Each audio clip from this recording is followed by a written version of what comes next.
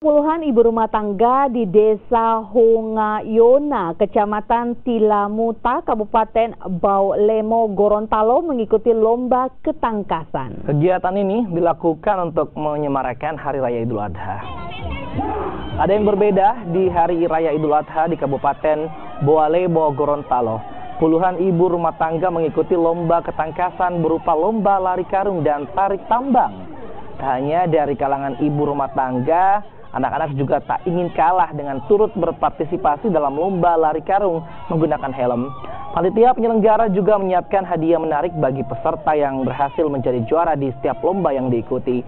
Kegiatan yang digelar ini digelar oleh para remaja muda Masjid Al-Hidayah Hongayona yang merupakan agenda rutin yang digelar di hari besar keagamaan.